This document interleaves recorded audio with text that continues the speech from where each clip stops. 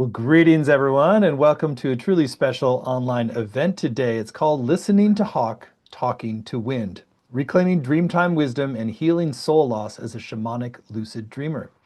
My name is Stephen Dunn. I'm the founder and president of the Shift Network, and we're going to get to dive in today with one of my favorite teachers at Shift. He's taught 43 programs now for us. He is a remarkable explorer of the dream time and the deeper dimensions of waking life as well. His name is Robert Moss. He's a best-selling author. He's one of the leading people in the world in all facets of dream work, and he's the creator of Active Dreaming, and really just takes us on a wild adventure to the frontiers of consciousness and reality every time. So Robert, thank you so much for joining us again today.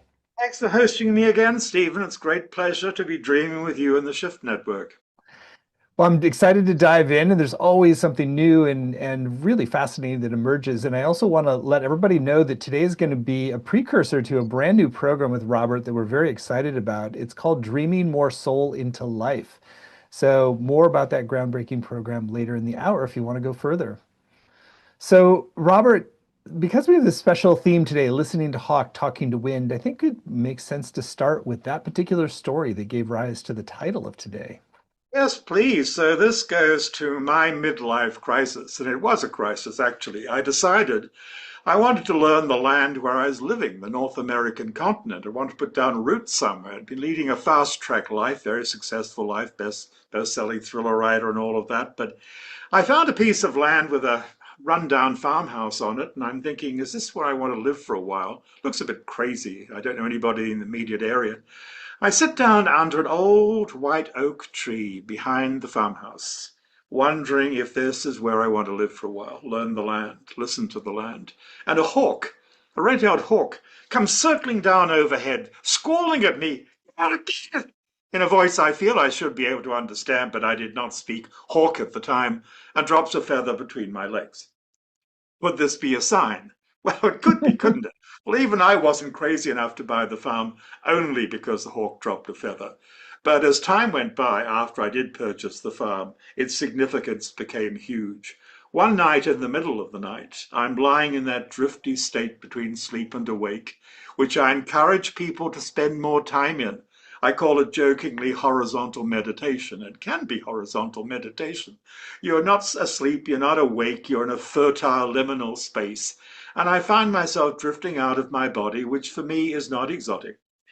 And I start flying over the landscape and I look and I'm wearing, it seems, the wings of a red-tailed hawk, but adjusted to my size. Wow, it's very physical, it's very exciting. I can feel the winds, I catch a thermal. I'm flying north, I feel something is calling me. I don't have to follow, but I feel this is cool. This is an adventure. So I'm flying north. I don't see the thruway anymore. I don't see modern developments. I'm somewhere near Montreal, but if the city, if it's there, is much smaller than it has become. And I'm in a cabin in the woods with an amazing native woman. She's quite beautiful. She's very elderly. She's talking to me in her own language, which is like lake water lapping, wave upon wave, and I don't understand a thing. I notice she's holding a beaded belt over her shoulder, and on the belt are these figures. There's a she-wolf, and there are two human children, Romulus and Remus, no, wrong culture. And when it ends, and I'm conscious through all of this, it's a lucid dream. It's a lucid dream journey. I know it's really important, and I don't understand, but I feel that the means of understanding will be given to me, and they were.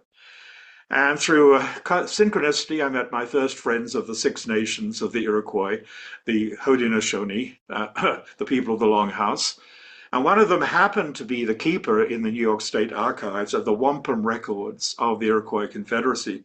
When I told him the dream, he showed me a belt that they believed had belonged to the clan mother of the Wolf Clan of the Mohawk people 200 years ago. And it was the one I had drawn from my vision. So naturally, I was keen to learn more, and I had to study her language. It never became one of those New Age bubbles where you know everything. And to cut to the chase, one of the things that she taught me, which has lived with me ever since, was this, Stephen. She taught me a funny word. It took a while to find out what it meant. It's a very old word, originally from the Huron-Wendat language, Ondinunk. It means the secret wish of the soul. And what she was telling me is the most important gift of dreams, because dreaming is central to her. The most important thing about dreams is they show us what the soul wants, as opposed to the ego or what other people tell us is so darn important. Look to your dreams for the Ondinok. There's that funny word again, the secret wish of the soul. So as all of this is developing, my life is deepening and changing. I find I can talk to the winds. I'm not talking about controlling the winds, but there's a day when a fire on a neighbor's land whips up, and it takes 20 acres of my land in terms of the dry grass. And it's at the edge of the drive in front of the house, and I'm there with my dogs and the manuscript of my unfinished book, and I'm ready to leave. And I step out to the edge of the fire and I just ask for help. And the wind changes direction and it blows the fire from the direction that it was being borne towards the house into the other direction. And when the fire chiefs come, they say, "We didn't save your house, something else did." So I develop an animate, conscious relationship with the land. I feel that that fox, that red fox in the cornfield is speaking. I feel the lightning is speaking. I feel the trees are speaking. And eventually, when I leave that land, because of a string of dreams and synchronicity, my last action is to go back into the house to which the hawk called me. And I hear a rustling in the fireplace in the hearth that we'd installed in a new living room we'd added to the house. And behind the fire screen is a young hawk, a fledgling hawk that has somehow come down the chimney.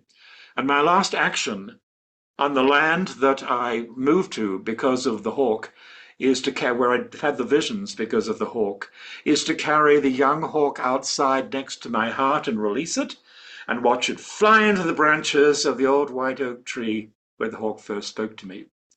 So this is the dreaming land. and it spills over into the world of the inner landscape, the landscape of the lucid dream.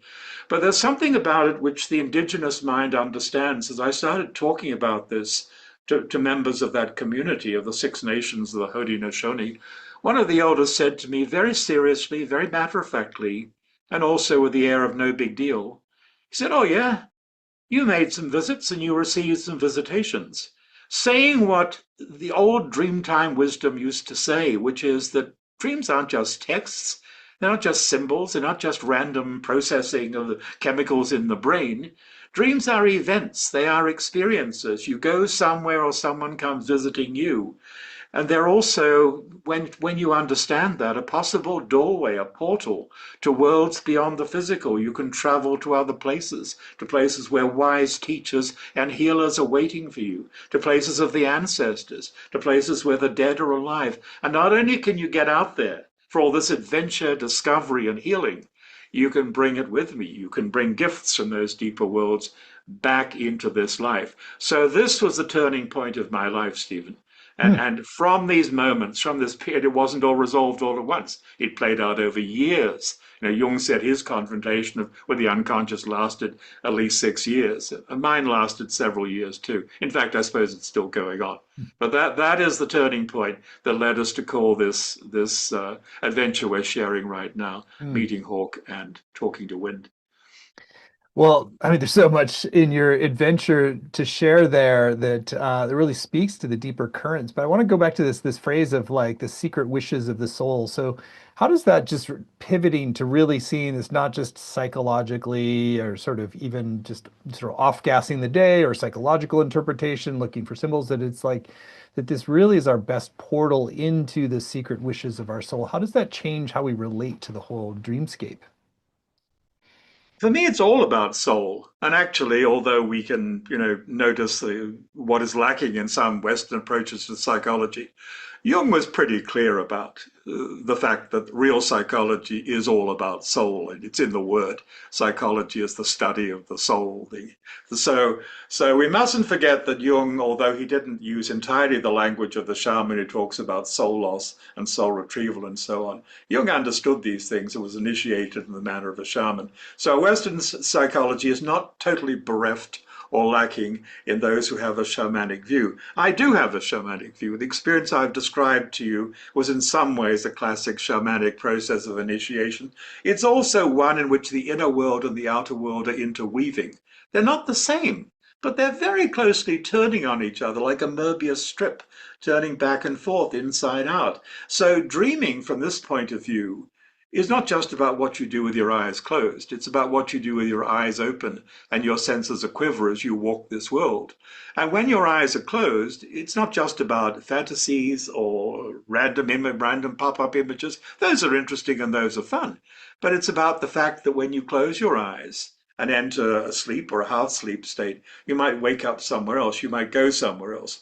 So what is soul? Well, soul is a difficult thing to define, but we sure as heck know when soul is lacking, when someone's eyes goes dull, when they lack vital energy, when they try to stuff a hole in their being with drugs or booze or workaholism or something else, because part of them is missing. And the shaman's great contribution to our understanding about health and wellness is the understanding that soul loss of vital energy, loss of vital identity, might be at the root of our problems. So, what are the symptoms of soul loss? Well, I've listed some of them. But a prime symptom, this is very interesting, is that you've lost your connection with your dreams. Hmm. So, here I'm looping back to your question and the fundamental answer to your question. Lots of people in our culture have lost their connection to their dreams. They might say in a blurry way, "Oh, I don't dream," or they might recognize, "Well, I don't remember my dreams." And they might be confused or puzzled about that. They might have been told that dreams don't matter. But in indigenous traditions, if you don't have dreams, if you lost your dreams, you're in a bad way. That is because, in the indigenous understanding, in the dreamtime understanding, you've lost a vital part of you, the bright dreamer who might have gone missing way back when you were a kid because the world seemed cold and cruel. So part of you went away, couldn't take it anymore, went away to hid at grandma's house or garden behind the moon or somewhere other than in the body. So you've grown up missing a part of yourself that was the dreamer, and that's why you're lacking your dreams.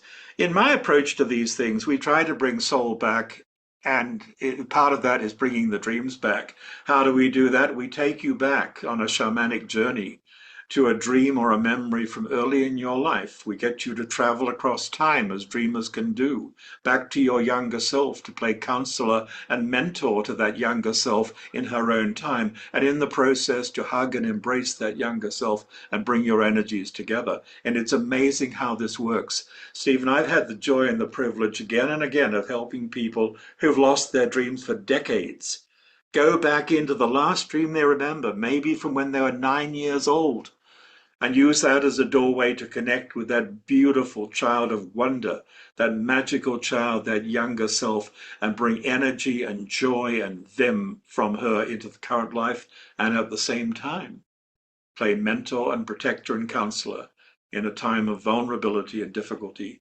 in the now time of that younger self. This is transtemporal healing. And it's one of the things that becomes possible when we start by waking up to the fact that as dreamers, we are released from the consensual delusion that time is only linear. We learn that we can travel to past, future, or parallel times and do some good and meet personalities in all those realms and help each other. There's so many dimensions that you're just in the habit of exploring, and I want to bring us back to this, dream loss being soul loss, and how to reclaim the dreams if we've kind of lo lost connection. So maybe just some really practical insight around how to sort of begin to reanimate, reconnect, re-engage with our dream life. Now, if you don't have any dreams, I'm going to give you a couple of options. I'm going to invite you to make a journey in the imagination, if you like, to a place where you can find a lost dream. I might say to you, okay, I'm going to take you to a cinema. I might say to you, I want you to think about a cinema you really enjoyed when you were a kid. Maybe you love the matinees, you like going there, or maybe it's an art cinema in your neighborhood today. And I'm going to ask you to picture. So close your eyes, get yourself comfy. Actually, anybody watching can do this right now. It's not on our schedule, it's not on our plan, but why not? You can go to the cinema of lost and found dreams right now. So let me slow down and make this a little exercise. A little exercise. So let's do that. You picture a cinema, something like a movie theater from your life, any part of your life that you enjoyed, where you're excited, where something interesting went on, maybe you kissed for the first time, maybe the popcorn is super good, doesn't matter. It's your cinema. I want you, maybe with your eyes closed right now for a moment, to let the memory, the image of the cinema that you know, grow more vivid in your mind, more vivid in your inner senses. Can you do that? Mhm. It might be a bit of a hybrid. You might find that elements of one place are mixing up with elements of another. That's fine. I want you to picture yourself moving, maybe at night, it could be any time of day, towards the entrance of your cinema. And up on the marquee, perhaps, are the names of movies, and some might be current attractions, and some of them might be oldies, and some of them might be titles you've never heard of before. There might be titles relating to your life. There might be names of dreams that you don't remember. And there are posters and indications of coming attractions, and that's interesting. And you go inside now, so we're making this a full-scale exercise. You're stepping inside the lobby of your cinema of lost and found dreams. And there's probably a ticket counter, isn't that what you'd expect? I wonder what your attendant, your person at the ticket counter actually looks like. I wonder. They're probably waiting to be paid in some sense. The only payment you need to make is to say, I'm here for a dream. I'm here for a dream I need to see. I'm here for a dream I need for my life right now. And I'd like to be entertained. It's not necessarily about solemn purposes, it might be about having a bit of fun. And now you're going to be shown or guided or directed towards a viewing room, a screening room, and on the way you can pick up snacks if you like. You're going in, it's quite comfy, you sit down, and it's a typical viewing room, typical room in a movie theater. And perhaps there are curtains, and perhaps the lights are dimming, and you see things flickering on the screen. And what are they? Trailers, commercials, all interesting. You might be surprised by what you glimpse. It might speak to you in some way of something from your life, from your inner self, from the world around you, like those things that pop up in that drifty hypnagogic state between sleep and awake. And now, as you settle into your seat, the curtains are open if they were ever closed, and on the screen comes the main feature, perhaps. And wow, it might look like something that you know, but as the images clarify and the story gets going, it's a story that perhaps you haven't seen before, except in a dream that faded and went away, because it's a story about you for you, probably crafted by your own private film crew, your dream film crew. It's coming on the screen. For now, probably it's enough just to notice one or two images. Is there water? What's the landscape like? Is there a city? Are there people you recognize? Is there an animal? Is there a bird? Is there a boat? Can you imagine yourself, if it's attractive to you, and maybe the attraction is mystery, adventure?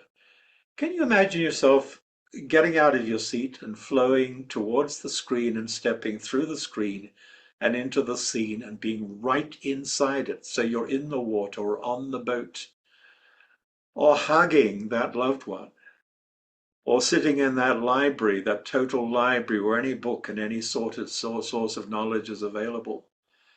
Can you imagine yourself at the very least picking up an image or message that flew away from you? You weren't at home for it. A dream that you lost but is now available. So you're gathering up some impressions, and you know this. You can come back. You've been here. You can come back here for a longer time, and if you like, you can play some drumming. We could play some drumming later on. And you could stay with us and go further with it. But for now, I'm going to ask you to come back from your cinema of lost and found dreams and take a good look around you as you return, because you might see more images, you might see someone, some person in what had seemed to be an otherwise empty viewing room who is important to you. So you're gathering up your impressions and you're leaving your cinema of lost and found dreams for now. But you know this is a place where you might come to recover dreams and to find or develop new ones. And that could change everyone, everything in an exciting and juicy way.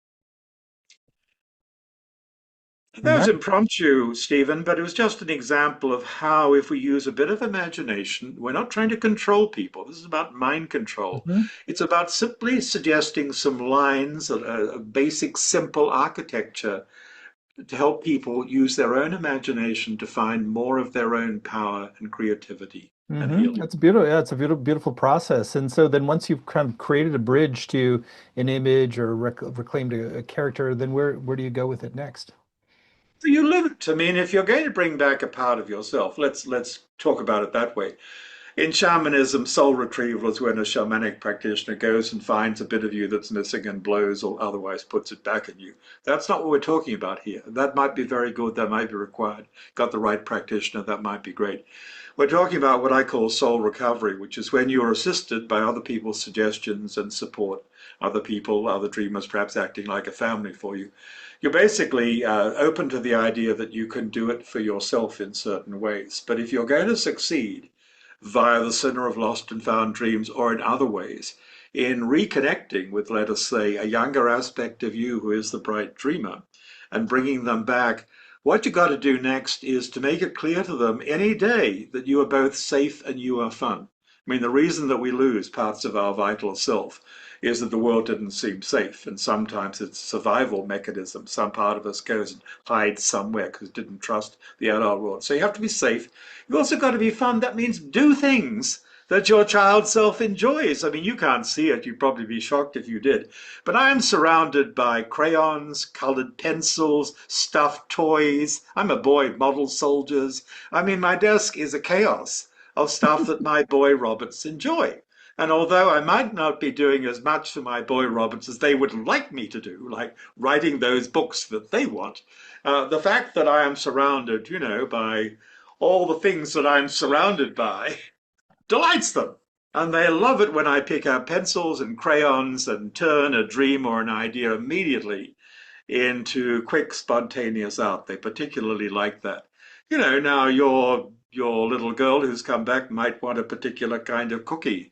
So she might want a teddy bear's picnic, you know. So it is about finding ways of keeping together the different parts of you. And although we're talking about the child parts, this whole approach extends to recognize and bringing back multiple parts of ourselves, including those parts that Jungians like to call the shadow selves that we have ignored or repressed or denied, bringing more of us together in the direction of wholeness. And also, it's about rising, of course, to a connection with self on a higher level, with a higher self. And that's one of the things that I'm very interested in, how the kind of dreaming that I teach and practice can put us in touch with the central self on a higher level and remind us of why we might have come here in the first place. I think that soul remembering, anamnesis, is a word I was given as a boy by a radiant guide who seemed to have come from the eastern side of the Mediterranean, insisted on speaking to me in the Greek of the Neoplatonist philosophers. Soul remembering, anamnesis, remembering who you were before you came into the body this time, is a fundamental part of personal growth, personal empowerment, and preparing you for the mysteries of life, death, and rebirth. And the techniques that I teach and practice are going to help you with that. Hmm. I want to bring in a little bit more about lucid dreaming, since that's a very popular topic these days, and you really kind of take it to another level with some of the shamanic work and even going into mutual lucid dreaming. So let me share a little bit about lucidity in dreams and why that really helps us unlock some of the higher potentials. Trick is to be able to come and go between the worlds whenever you choose to, and hopefully do that with some worthwhile intentions. The intention might be to have fun and adventure. It's not a bad intention. Indigenous peoples aren't impressed by Western talk about lucid dreaming because it's something that their dreamers have always done. No big deal. I mean, if you're a dreamer, and by the way, in North American indigenous languages, the dominant word that we translate as shaman simply means dreamer. Dreaming is at the heart of it. And the art of the dream shaman is fundamentally about being able to come and go between the worlds with volition, at will, in other words, when you choose to do so. And of course, in some cultures, they use hallucinogenics, etc. I've never used them myself, but I have an unusual history. I've never needed to. In North America, basically, hallucinogenics are not part of the story, but there might be preparation in various ways for the big initiatory experiences that will be able to make you do these things more easily later on. Look, I've been through near-death experiences, you know about that. I like to teach people to shift consciousness and enter a stage of, let's say, hyper-lucid dreaming, shamanic lucid dreaming, in simple and effective ways. And there are two royal roads to this kind of lucid dreaming. And they're actually very simple. Getting yourself into the mental and physical and psychic state to practice them might take some doing. I mean, some people have a very hard time relaxing. To do one of these, you have to be able to enter a state of relaxed attention or attentive relaxation, but you don't need any complicated rituals or mantras or mumbo jumbo for it. That is what I call horizontal meditation. And I practiced this all my life. My best creative periods, some of my greatest inner and transpersonal adventures have started when I'm just lying, typically flat on my back, in bed, typically open to whatever rises and falls, which is something recommended for meditators in more conventional postures, watching the flow of consciousness without judgment. But then, because I like playing with images, something will begin to develop that is the invitation to a journey. I might find myself on a path moving at increasing speed. I might find myself running and then suddenly lifting off the ground. I mean, the journey begins. I might run into people who can see me and are looking at me. So this is the first royal road to, let us say, conscious dreaming, lucid dreaming. I would say actually shamanic dreaming, horizontal meditation. And the second is the dream reentry, which I think we've talked about a little bit, but which I better explain more fundamentally now. Let me put it this way. If you have a dream, and it could be a life memory. It doesn't have to be a memory of a sleep experience. It could be a memory of something that came up in meditation or vision. If you have an image which is strong in your mind and you have a desire to explore it further, you have your doorway, you have your personal portal to a shamanic journey, which will be timely and appropriate for you because it's your own material, which is a good thing to know. You're not doing some prefabricated scenario. This is for you. And it can take you eventually, as you practice the technique more and more, wherever you need to go in the multidimensional universe. So, dream reentry, which is the name of the practice, is learning to take an image, typically a dream, but it might be something else like a dream, that has some juice and some vividness for you. Let it become more vivid on your inner screen. Set some intentions. What do I want to know in relation to this? And what do I intend to do when I enter the space? I've been somewhere, I can go there again. What will I do to screen out noise, pollution, and distraction? Will I use drumming or nature sounds or something like that? Can I make sure that my environment is relatively clean in terms of not being interrupted as I'm doing this? And then you're off. And you don't have to do it alone. You can do it with partners. You could do it with one partner or a whole group. In classes and workshops, we'll often have the whole group journey on a certain itinerary through the portal of someone's dream or image and bring back results and have shared experiences together, which are marvelous. Absolutely marvelous and confirming. And when you learn that you can do mutual lucid dreaming of this kind, then you have the confidence, the sense of authenticity that comes with sharing an experience and then sharing the results and confirming for each other that this was for real. Because one of the biggest mistakes we make in our Western culture is to talk about the dream world as if it is anything less than real. There's an Aboriginal people in my native country, the Mardu out in Western Australia, where I was conceived. They say the dream world is really real. You know, you talk about reality, mate. The dream world is really real. That's one of the things that you're going to discover. And once you've woken up to that, my goodness, more than one world will be your oyster. I'm intrigued to hear a little bit more about the shared dream experiences. That's something that's like I haven't experienced myself, and I think that's both incredible validation, but also like really opens the portal to all sorts of interesting collaborations. Well, it happens spontaneously. As a matter of fact, I mean, people are surprised when it does. I'm actually just surprised we don't hear more about it because if you are connected to someone by common interest, by love, by work relationships, or whatever, why shouldn't you meet up with them in dreams of the night quite spontaneously without even setting the intention? Well, the fact of the matter is people do. They don't talk about it as much as they do in other cultures, but in indigenous cultures, I mean, this is routine. I mean, dreaming is a social event. You get out and about, you meet other people, you come back, you maybe share reports. Actually, sharing dream reports is highly valued in most traditional societies. There are some dreams that they'll discourage you from sharing because you need to get the specialist, the spirit man, the one who can deal with bad spirits and that kind of thing. But by and large, dream sharing is favored. There are all sorts of ways of setting up shared dreaming. I mean, if we go back to the dream reentry technique, okay, you've got a dream. And instead of just saying, what does the dream mean? You ask a more interesting question. You say, where is the dream asking me to go? Hmm. Just think about that for a moment. When we talk about dreams, the typical question is, oh, what does it mean? Well, that's fine. We can talk about that. But how about trying the question, where is this dream inviting me to go? Where could I go if instead of just talking about the dream, I got back inside it and did things inside the dream space? And could I bring someone with me to be my backup, my family, my travel companion, my observer, my detective? Yes, you can. So, this is one way of setting up mutual lucid dreaming. You agree that you will travel together into a space that has been defined and shared. Now, in mystery orders, esoteric orders, shamanic lineage, that kind of thing, they might use an agreed locale, which is part of the tradition. Oh, we're going to use such and such a symbol, such and such a talisman. If we're going Celtic, we're going to go to Conla's Well, which is like the grand central of the Celtic otherworld, where the salmon rise to take the hazelnuts of wisdom. We'll go there together. Yeats and his group in the Golden Dawn used to do that kind of thing. That's a kind of mutual lucid dreaming using a prepared script. It's a script used within that tradition, within that lineage. That's all great stuff, but personally, I prefer the spontaneity, the absolute freshness, the constant excitement and unexpectedness of taking the images that come to us spontaneously and doing this kind of thing with them.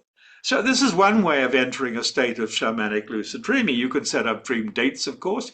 You can agree to rendezvous at a certain place. We'll often do this with a whole group, with a whole flight of dreamers. I do it in some of the shift courses. For example, we'll say, okay, we're going to go on a group travel expedition on Saturday night. We're going to go, let's say, to the Hippodrome in Istanbul. We'll meet at the Serpent Column, and maybe we'll have some coffee at one of those cafes, and we'll check out such and such, such and such. We'll exchange signs and signals, and we'll report back in the morning. We'll drink some pomegranate juice, and we'll see how we did. We did that actually during a recent course. It was fascinating. People met each other. People brought back impressions of the city. Some traveled across time to see what was going on at earlier periods in time around Hagia Sophia. And I mean, that's an example of a planned expedition. It's a group expedition. It's really a sort of group lucid dream expedition. Mm, So, one of the takeaways here is that dreaming isn't just personal, it's also social and hmm it's also transpersonal. Yes, we can look at dreams and say, what part of me is grandma? What part of me is the fire hydrant? What part of me is the pomegranate? And that can be fun and interesting things can emerge, but it might miss the point that, hey, that was a pomegranate. You did see it crushed and you drank its juice in Istanbul, and that is grandma. And she either visited you or called you to visit her because she wants an update on the family or to share information and so on. mm. Robert, it's so fascinating to listen to you. And I know you also want to take us on another experiential portion of this hour. So I think now would be great to really enter in some of this shamanic lucid dream terrain. Right, well, let's go. It's also an example of dream reentry and tracking. Tracking is the word for when you invite someone to enter a dream and go with you. So it starts with a dream of my own. It's related to the Iroquois traditions, but it's not confined to them at all. So I'm going to give everybody a little bit of an introduction. Then we're going to play some shamanic drumming.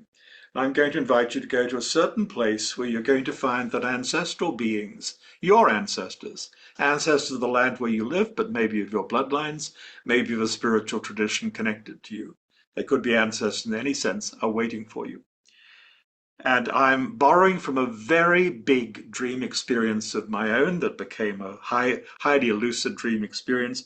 But I'm not going to tell that story right now. I'm going to make a gift of a dream of power of my own for you. I'm going to offer it to you as a place of vision where you can have an authentic and deep experience of your own and find yourself better able to navigate life from the heart with feelings of deeper connectedness and blessing with the ancestors who are calling to you.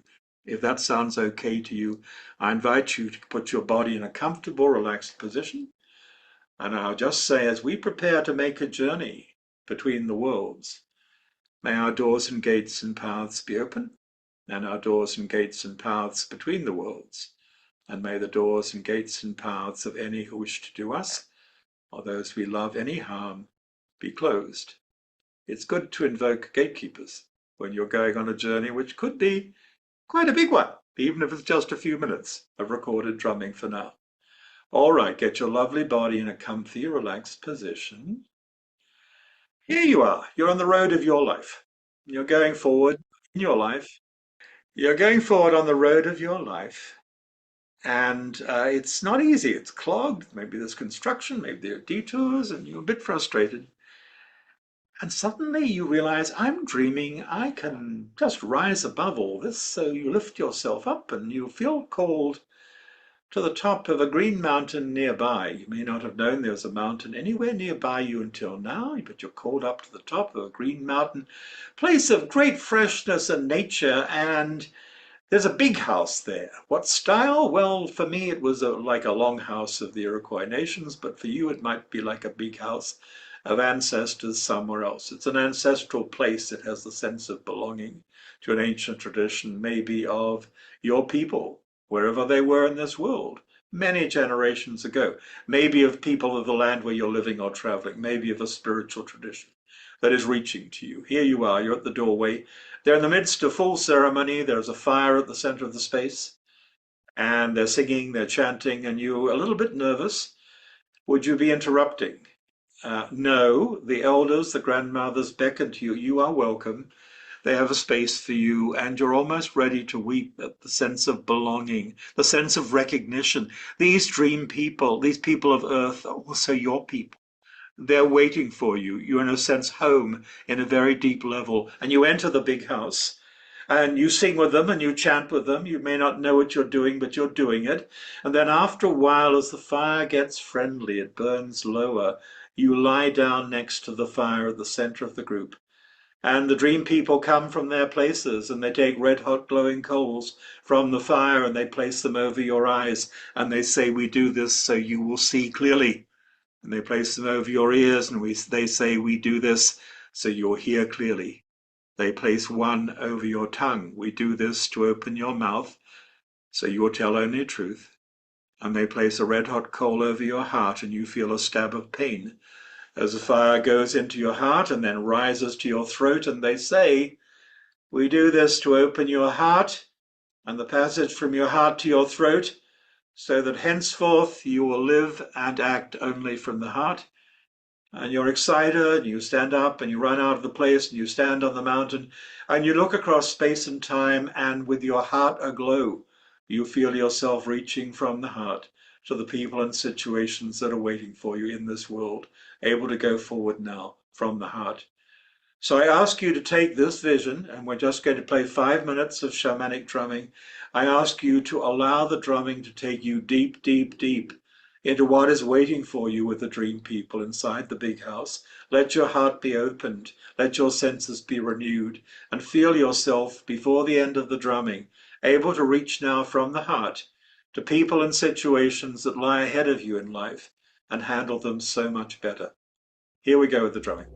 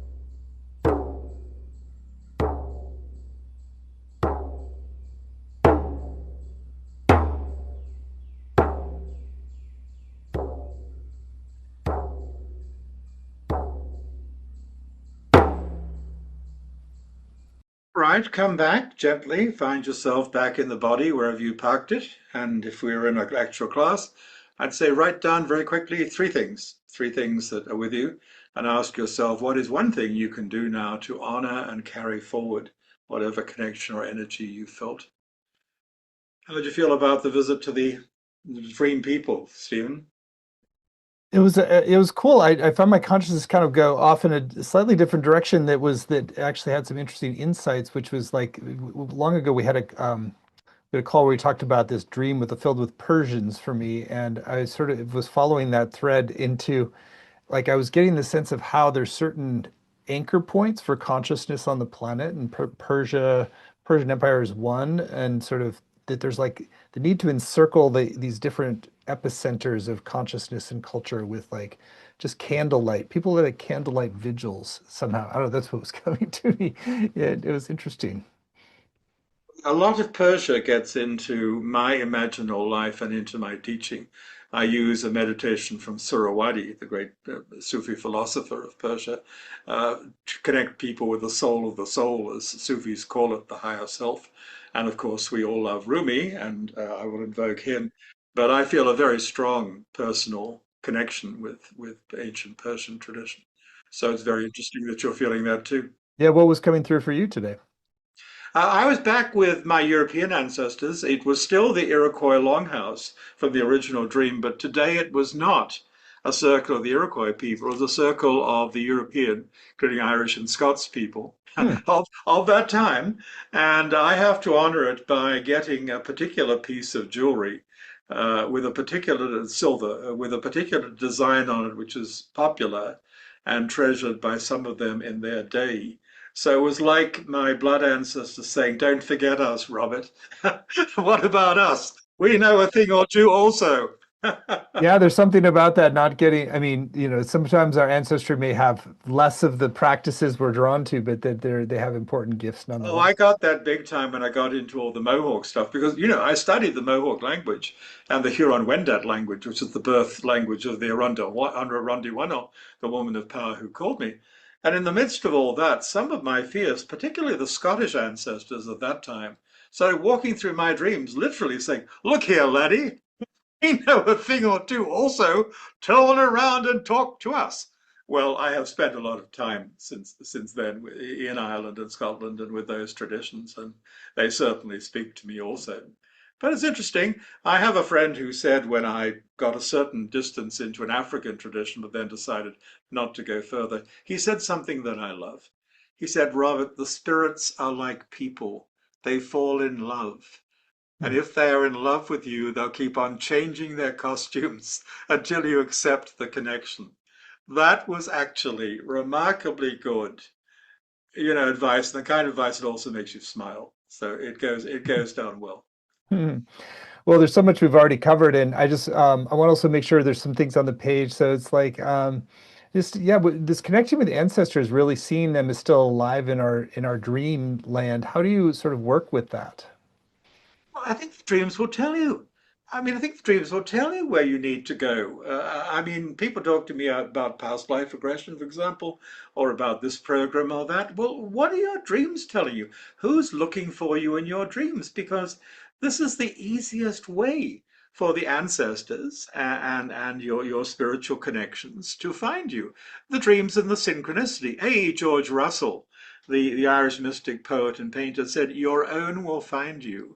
Your own will find you, and they'll find you in his experience, particularly through the realm of dream and vision and through the realm of things that pop up in a meaningful way in the dreamlike world around us, or the world that becomes dreamlike if our attention is open. Because, as we've said repeatedly, dreaming isn't just about what you do with your eyes closed, it's about recognizing that life itself is a dream.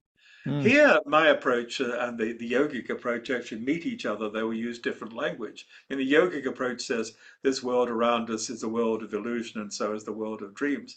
I say they're both worlds of reality, which is also illusion. But you need to approach both with a symbolic sense, with the ability to notice how one thing resembles another, how things rhyme in a series of dreams or rise in a series of pop ups in the world around you or rise back and forth between the realms. You need to be able to test the limits of possibility wherever you are. You need to experiment with reality creation wherever you are. But doing all that doesn't mean that you say in a sort of shrug it off attitude, oh, well, it's just a dream. It's not just a dream. Your dream is an event, and it might be a deeper and more important event than most of what you experience in waking life, and indigenous and in some Eastern traditions too. When you tell your autobiography or write it or have it represented in art, the dream experiences feature just like the waking experiences as the major landmarks, major stations in a life trajectory. And that's the way I look at things. Mm. Well, Robert, you're just a fountain of creative inspiration and deep metaphysical insight into these things, and also the practicalities of working with dreams in a way that really shifts our lives. So, let's talk about your upcoming course, which is a really groundbreaking and innovative way to approach the dream life and turn it into more soul and regular life. So, the title of Robert's new upcoming course is called Dreaming More Soul into Life, Shamanic Lucid Dreaming to Draw on Dreamtime Wisdom and Navigate Life with Sacred Purpose. You can find it at the URL dreamtimewisdomcourse.com, dreamtimewisdomcourse.com. It's a 12-week program, and there is no prerequisites for this. It's just if you're intuitively drawn to dive in. So, Robert, I'd love for you to share in your own words about this new upcoming 12-week program, and then we'll go through the modules and give a preview of what's coming. It's all about the fact that there are worlds of experience, knowledge, and healing right next to you, which you can't see with ordinary perception. But as soon as you awaken, they are there, and there are teachers, guides, and healers available to you in these realms, and they're right there. So it's about learning to travel in consciousness to worlds of wonder, healing, and adventure, and meet your counterparts and your true advisors in those realms. And it's about bringing back from these journeys in consciousness more energy, more juice, more clarity, more sense of purpose for life. It's about actually deepening and reviving your sense of your life purpose. What are you doing here? What's it about? Where are you going? What are you supposed to be doing here? It's about finding personal answers to those questions. Hmm. It's also about awakening to the fact that you are a time traveler. You stand at the center of all times right now. The past, future, parallel times are all accessible to you. You're related to personalities all over the multidimensional universe, and in a sense, it's happening now. So if you or I am related to that 18th century character, yeah, his life or her life was lived then. But also, in a sense, it's going on right now. We can look in on each other. We might even be able to pull threads of connection in a way that's helpful to us. I mean, this is radical stuff. You're looking at approaches to healing which are worth trying. They're worth trying. The potential rewards are enormous. Transtemporal healing, your ability, for example, to travel across time back to that younger self and be the counselor or guide that she needed. You're going to learn ways of shifting reality by using better words and telling better stories. When I look at how real shamanism operates in the world, among the shamans who most interest me are the bardic types. So I'm going Hmm. Celtic for a moment. The ones who can change the behavior of the body and the experience of the world by telling a better story about it, helping someone else to tell a better story about it, who are poets of consciousness, who know the power of metaphor to change things. So you're going to find that your ability to tell your stories, find your stories, and step out of the old, tired little stories into the bigger ones is going to grow enormously. You're going to find yourself connected with an interesting cast of characters who are part of your spiritual family from across time and space. And you're going to find yourself in the best kind of intentional family here and now. So this is about belonging. You're going to find yourself in an international family of dreamers of the most extraordinary kind who are going to who are going to support your life odyssey and help you deepen your practice. And that is a great gift. And let me say, we play lots of games. We play lots of games. Beautiful. Well, we have to go fairly quickly through the modules, but module one is called Honor the Secret Wishes of Your Soul. We talked about this, how this is one of the things that dreams show us. They show us what we yearn for, what we long for on a deeper level. And the people who gave us that phrase say that if you don't recognize what your soul is asking for and don't feed your soul, then your soul will begin to withdraw its energy from your life, and then you're in a sad way. So let's wake up to what the soul wants, as opposed to the ego and what other people are telling us we should be doing. Module 2, Invitation to the Blue Lake of Healing. Oh, this is a great, great journey to a wonderful place in the imaginal realm, which is altogether real. I discovered it. I paid a certain price for it, price of initiation. I discovered it in a forest at night in the Smoky Mountains. It comes from a very ancient level of shamanic practice in North America, and it's a place of healing and connection with the animal past. You're going to be invited to go there on a very deep journey, which has been life transforming for many, many people. Module 3 is called Become a Shamanic Lucid Dreamer.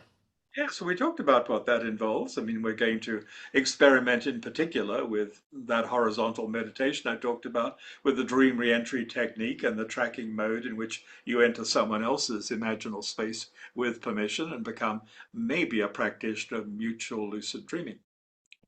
Module 4, Make Dreams Your Personal Oracle. Yes, well, we do have a glimpse of the future quite often. In fact, I would maintain that we dream everything before it happens, so very few of us remember much of it, and those who remember anything tend to garble or screw it, not know. So we learn how to read our dreams, our spontaneous dreams, and our incubated dreams for clues to the future, how to clarify the information, and how to act upon it, because seeing the future isn't just about precognition. I mean, that's pretty dull and pretty dumb once you get used to the fact that you do see future events. No, what matters is recognizing opportunities and warnings that are shown to you in dreams and making the right moves to manifest a desirable future and avoid an unwanted one. And that's what we learn to do. In that sense, our dreams can become a very fine private oracle. Module 5, Dream with the Speaking Land. Well, here we are. That's what Aborigines say in my native country. We live in the speaking land. Everything's alive, everything's conscious, everything's speaking. The lizard is speaking, even the Toyota is speaking. An Aboriginal auntie, an Aboriginal wise woman said the other day, even the Toyota is speaking, mate. Everything's alive and conscious. Let's pay attention. Nothing is nothing, as they say in the Cape York Peninsula. So this is about learning to read signs, symbols, synchronicity from the world. I love this. I've invented several games which are really great fun to play any day.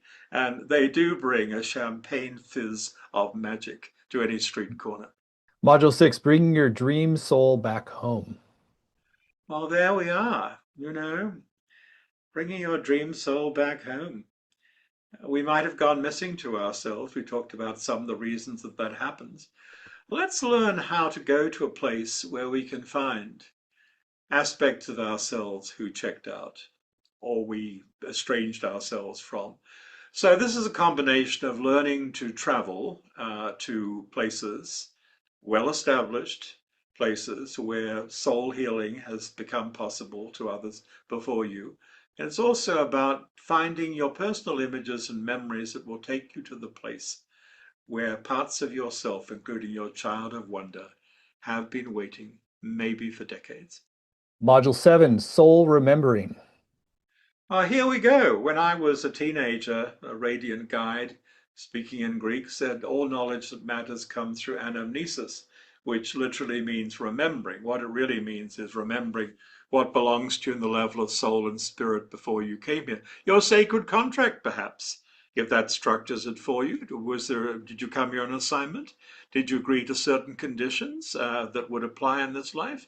And if so, well, can you have a look at that contract? And if you don't like all of it or you're falling behind, can you renegotiate? I mean, really, this is a very, very interesting class. And it really goes to the heart of who you are and what you're meant to become right now. Module 8, Become a Word Doctor and Poet of Consciousness. Yes, I love this. There's a people of South America, the Guarani, who think that the most important healing comes from going out into the forest of stories and catching the right story spirits and bringing the right story spirit to someone and blowing and singing it into that person so the story will reshape their life. The story has its own life. I love this. I love the idea that stories have a life of their own. And I know, as someone who loves to play with words and is known to commit poetry himself from time to time, that by telling a better story, we can change things. And we need for that, we need the right words. The Inuits say you need fresh words to entertain the spirits. So let's get away from the word salads and the old boilerplate, and let's learn to speak goodly speech with the poet's tongue, as Yeats would say. And you're going to be assisted to become a much braver and better storyteller for yourself and others and enjoy the healing that comes from that. Hmm. Module 9, Inner Teachers and Spiritual Enthronement. Well, we talk about soul loss, soul retrieval, soul recovery, all of that, but maybe we should also be thinking about soul growing, growing beyond what you started out being or what your original field of potentiality was. And maybe we should think about ascending in consciousness and personal evolution so you can incorporate in your present body more of yourself on a higher level. When that takes place for real, I sometimes think of it as spiritual enthronement. I'm not trying to be grandiose here, certainly not for myself and not for you either. I'm simply saying that from where I sit and from where my teachers on the inner planes see things, this is the most important, most valuable, most precious form of personal evolution, that you rise, you grow to the point where you can inhabit, you can allow to inhabit in your present body more of your greater self. And in that sense, you are enthroning something that is beyond what you were when you first came into the world this time round. Module 10, Dream the Roads of Soul Beyond Death. Well, the best way of knowing what happens after death is to dream on it. It's the best preparation. The Lakotas say the path of the soul after death is the path of the soul in dreams. I agree completely. Dreaming, you become familiar with the possibility of consciousness operating outside the body. You meet the departed, if you're open to that, and are able to recognize what's going on. You travel to locales that include places where the departed are alive. And if you're paying attention, you wake up to the fact, listen to this carefully, you're in the afterlife right now. You're in the afterlife right now. You died to another world to come here. When you die to this world, you'll be born into another one. And dreaming is one of the ways that you confirm that. And you learn about all the options, social options, real estate options, reincarnational options, all the rest of it. Module 11, Invitation to the House of Time. Well, this is a stable locale in the dreamscape, in the imaginal realm, in the realm of true imagination, between the world of time and the world of eternity. It's a fantastic place. You get there by invitation.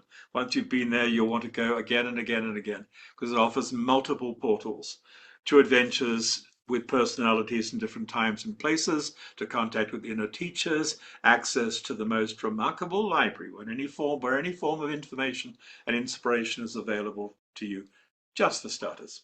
And finally, Module 12, Dream to Postpone the End of the World. That's a phrase I borrowed from a Brazilian activist, indigenous activist. Dreaming is how we postpone the end of the world. And he means it. I mean, he's fighting for the survival of his people, and he says that dreaming is their night school. I think that is, if we can bring more of the dreaming, the dreamtime wisdom, and more of the practices that I support and help to develop into everyday life, we will all do better. We'll have islands of coherence and sanity and imagination in a crazy world. We'll be able to get together in community practicing core techniques like the lightning dreamwork process for dream sharing, which is one of the central things I brought to the world, a way of sharing dreams and stories that enables us to hear each other, offer each other helpful feedback on our lives, and guide each other towards action without taking each other's power away. So I want to see this become a dreaming society again. And that's a gentle revolution. It starts with small groups of people, including people who meet in the dream families that my classes develop, bringing more of themselves and bringing more dreams with them. And that will change things in ways that are vitally important to the well-being and even perhaps the survival of our life in this world. Mm. What a truly extraordinary course. And I'll share a little bit more about it. But again, the whole program is laid out at dreamtimewisdomcourse.com. So in addition to this 12 90-minute live sessions with Robert, which is going to include time to ask questions and go on interactive journeys together, you're also going to get recordings of every session, both video and audio, as well as word-for-word transcripts. There's weekly practices for home. There's a community group to support you and deepen your experience, as well as small group time to connect with other participants. And Robert's also been very generous with bonuses. There are bonuses to enhance your journey. There's one on Jung, Eliade, and shamanism and dialogue. There's a video recording. Robert, anything you want to share on that? Well, Mikkel Smith, he's a psychologist, and a shamanic teacher of a high order. And both of us love Jung and love Mircea Eliade, the great Romanian scholar of religions. who gave us the first important book on shamanism.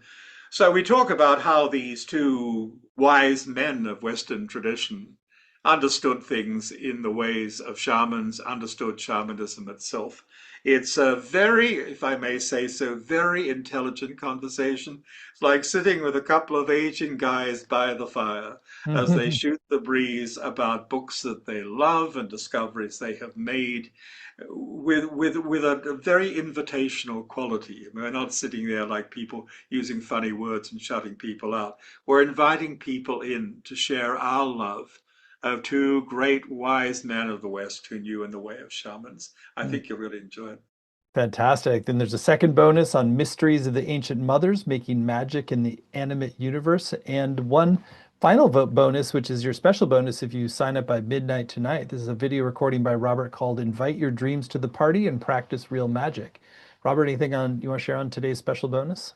Well, that bonus with Janie. Jane is a dream teacher. She's been teaching my form of active dreaming for a very long time now. She's also a gemologist of great standing. So she's good at looking for gems, looking for treasures in several senses and several dimensions.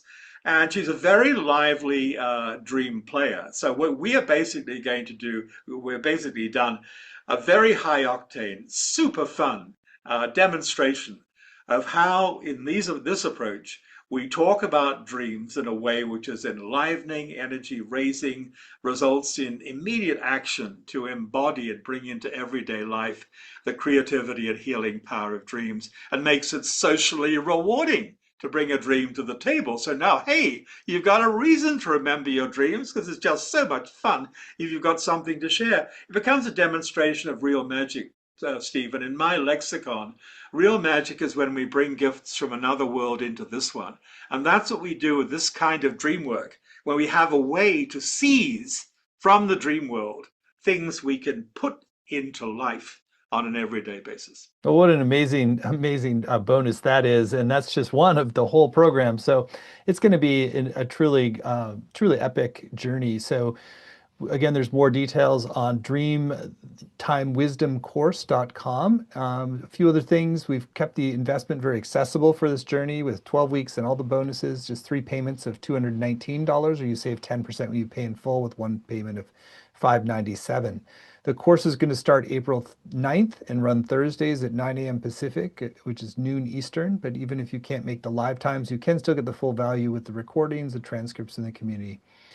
So there's great testimonials on the page. Robert has taught 43 programs for Shift. He's very beloved, very trusted, and you are in for a treat if you choose to go on the adventure with him. So again, it's all at dreamtimewisdomcourse.com, dreamtimewisdomcourse.com. And if you sign up by midnight, you'll get Invite Your Dreams to the Party and Practice Real Magic. So Robert, we're at the end of our time. Anything that's on your heart you want to share with folks who are considering doing this great new program with you? I don't want to be a hog, but I want to share two things very briefly. First is this. If you have been asking, can I remember my dreams?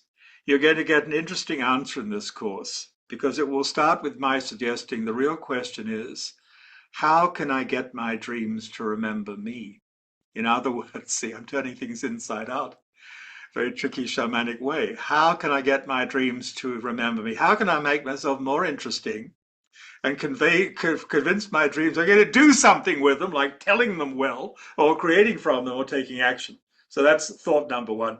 Thought number two is because we did the invocation of the gatekeeper before we made our journey to the dream people in the big house. I need to say, as we part company, as you go forward on the roads of life, the roads of dreaming, may your doors and gates and paths be open, and may the doors and gates and paths of any who wish to do you or those you love any harm be closed. May it be so. May it be so. What a blessing, Robert. Thank you. And thank you all for joining. And if you'd like to go further, again, it's at dreamtimewisdomcourse.com and you get the full 12-week journey. And if you sign up by midnight tonight, you'll get Invite Your Dreams to the Party and Practice Real Magic. Thank you so much. Many blessings.